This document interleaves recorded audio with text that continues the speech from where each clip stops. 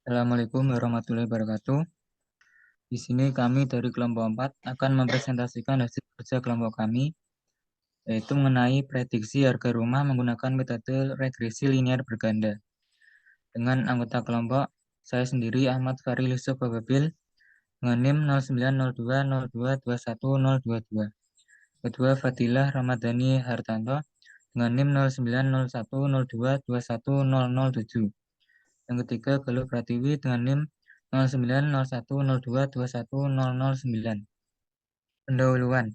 Penelitian ini menggunakan regresi linear berganda dengan metode Ordinary Least Squared atau OLS untuk menganalisis variabel mana saja yang paling berpengaruh pada harga jual rumah di Washington AS, di mana setelah melakukan pengujian dengan menggunakan regresi linear berganda dengan mengambil data yang bersumber dari Kaggle.com, kemudian melakukan uji multikolinearitas, uji hipotesis, uji asumsi klasik, lalu uji normalitas, kemudian uji autokorelasi, dan terakhir uji heteroskedastisitas. Terdapat variabel bedroom, SKFT load, floors, condition, grade, year build, zip code, SKFT living 15 yang merupakan variabel bebas atau prediktor. Sedangkan variabel price merupakan variabel terikat atau respons. Berikut ini adalah sampel data KC House Sales, yaitu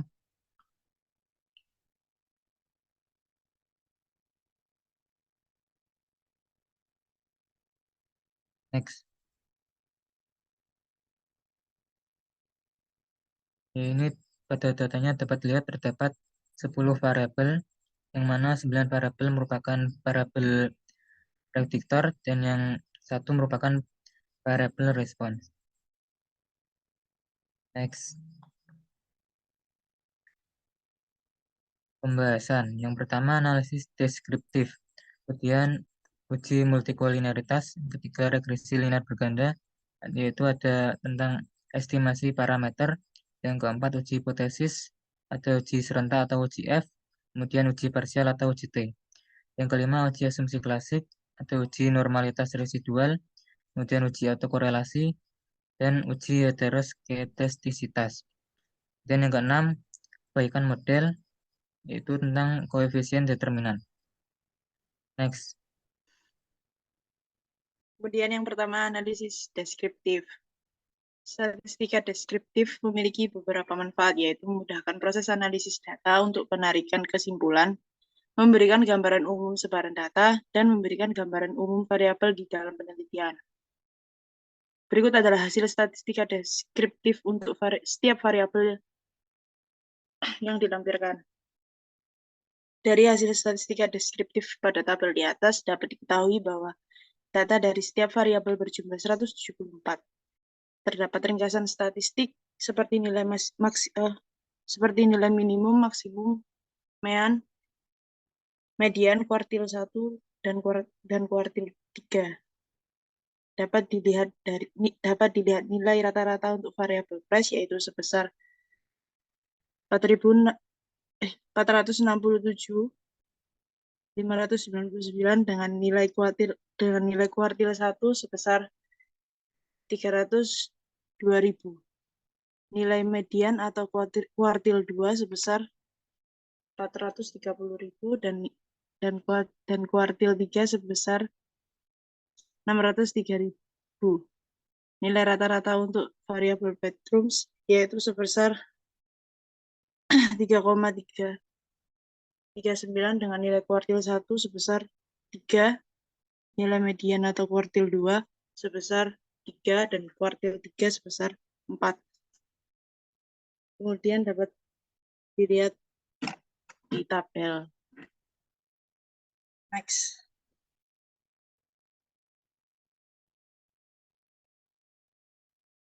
Kemudian uji multikolinearitas.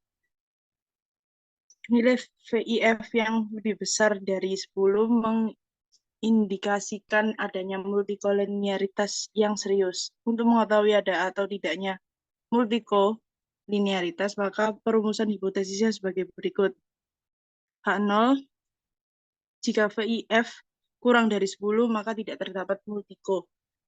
H1, VIF lebih besar dari 10 terdapat multiko. Ketentuan berdasarkan tingkat signifikan alfa sama dengan 0,05. Berikut adalah hasil uji multiko. Dari hasil uji multiko pada tabel di atas menunjukkan bahwa nilai VIF bedrooms 1,420262, bathrooms 2,15799, SKFT lot 1,108157, floor 1,52941, condition 1,1526614, grade 2,085298, kemudian yearboard 1,7352294, zip code 1,252780, kemudian SKFT living 15 2,125 karena semua variabel VIF kurang dari 10, keputusan yang diambil adalah gagal tolak H0. Maka dapat disimpulkan bahwa tidak terjadi multiko. Next. Kemudian regresi linier berganda. Terdapat estimasi parameter atau disebut penafsiran parameter yang merupakan estimasi yang digunakan untuk menduga suatu populasi dari sampel. Metode yang digunakan untuk mengestimasi parameter model regresi linier berganda adalah metode kuadrat terkecil atau sering juga disebut metode ordinary least square atau OLS. Berikut adalah hasil output dari estimasi model regresi. Dari hasil estimasi parameter pada tabel di atas didapatkan persamaan linier berganda sebagai berikut. Y sama dengan negatif 4,532E plus 7 ditambah 6,85E plus 3 X1 plus 4,472E plus 4 X2 kemudian ditambah 8,100E min 01 X3 kemudian ditambah 7,173E plus 4 X4 negatif 2,882E plus 4 X5 kemudian ditambah 9,988E plus 4 X6 negatif 3,376E plus 3 X7 plus 5,239E plus 2 X8 ditambah 9,423E plus 1 X9.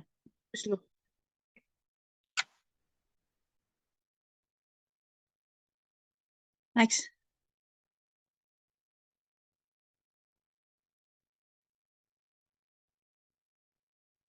Kemudian ada hipotesis, uji serentak atau uji F. Bertujuan untuk melakukan uji hipotesis koefisien regresi secara bersamaan dan memastikan bahwa model yang dipilih layak atau tidak untuk menginterpretasikan pengaruh antara variabel bebas terhadap variabel terikat. Berikut ini hasil uji F. Dari hasil uji F pada tabel di atas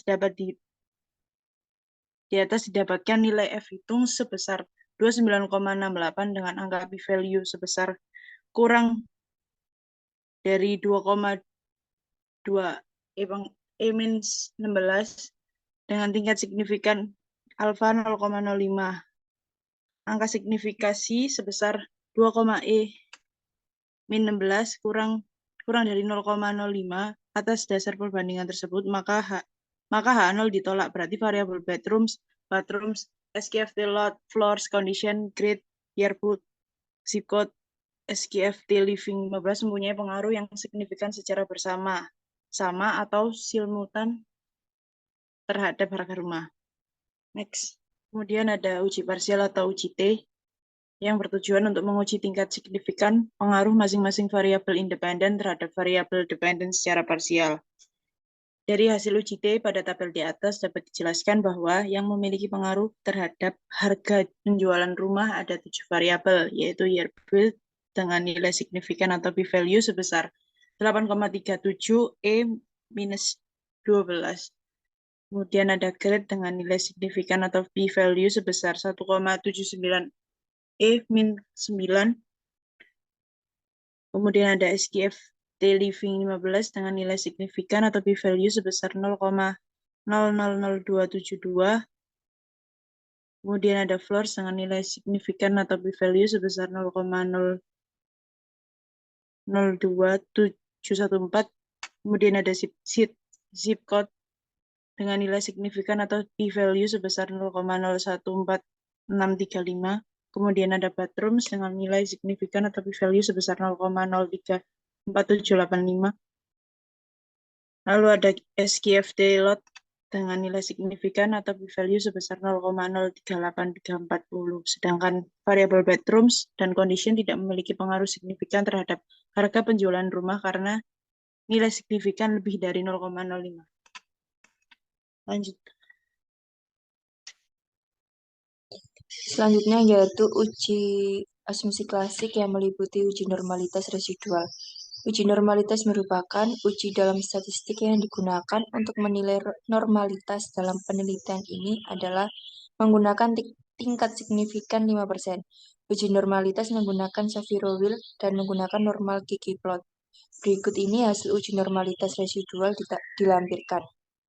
Dengan hasil W 0,98751 dan p-value-nya 0,1258. Dari hasil uji normalitas residual pada tabel di atas, menunjukkan bahwa nilai p-value 0,1258 itu lebih besar dari 0,05, sehingga keputusan yang diambil adalah gagal tolak H0. Dengan taraf nyata 5%, dapat dibuktikan bahwa uji normalitas residual terpenuhi. Maka dapat disimpulkan bahwa sampel berasal dari populasi yang berdistribusi normal. Pengujian kenormalan residual dapat dilakukan dengan QQ plot. Berikut ini adalah gambar grafik normalitas residual.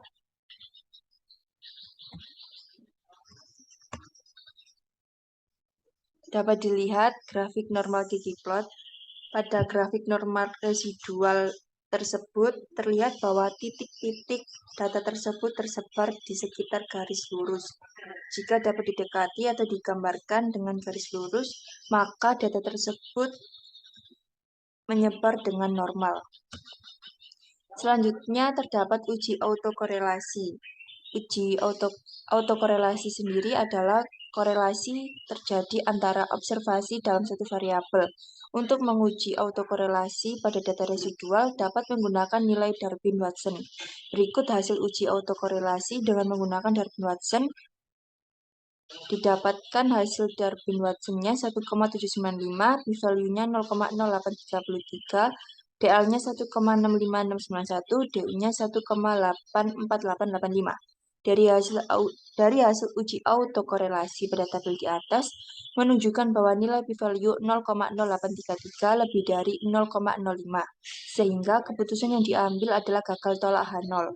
Dengan taraf nyata 5%, dapat dibuktikan bahwa uji autokorelasi terpenuhi, maka dapat disimpulkan bahwa tidak terjadi autokorelasi.